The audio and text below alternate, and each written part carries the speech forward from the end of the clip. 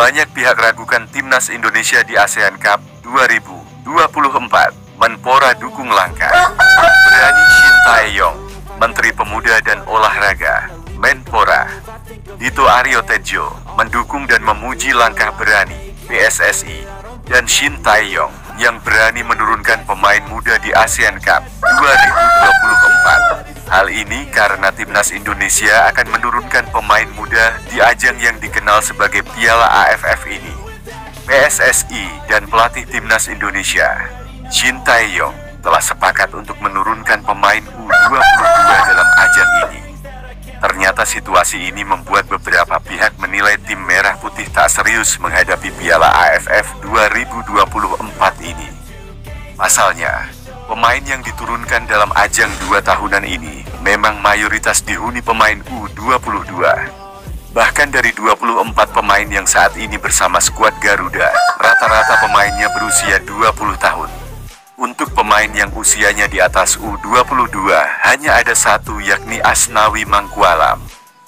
Asnawi saat ini berusia 25 tahun dan ia menjadi satu-satunya pemain paling senior. Walaupun ada Pratama Arhan yang juga bergabung, tetapi ia baru berusia 22 tahun.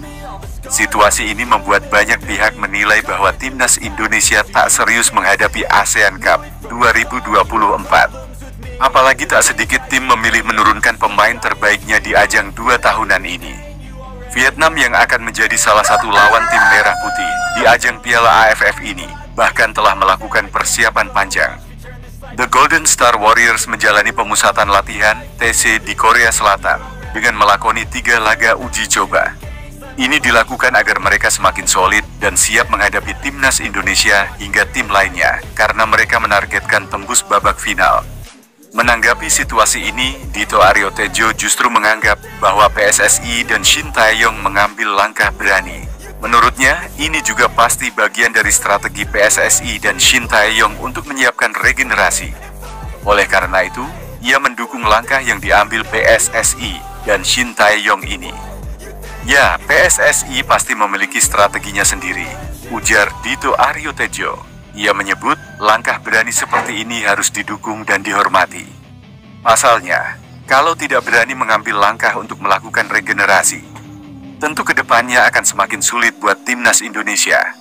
Untuk itu, alih-alih tutup mata dan telinga dengan keberanian PSSI dan Shin Tae-yong ini, Menpora justru memberikan dukungan buat timnas Indonesia yang akan berjuang di Piala AFF 2024 ini. Dan saya rasa kalau tidak mempersiapkan regenerasi atlet yang berani, bagaimana kita bisa memperkuat timnas ke depannya, kata Dito. Beberapa pemain muda seperti Marcelino Ferdinand hingga Ronaldo Kuateh pun masuk dalam skuad Garuda. Selain itu, pemain muda yang masih berusia 19 tahun seperti Kadek Arel, Doni Tri Pamungkas, dan beberapa pemain lainnya juga telah memiliki banyak pengalaman. Mereka telah menjadi andalan di timnas U20 Indonesia, sehingga tim Merah Putih dipercaya bakal bisa bersaing nantinya.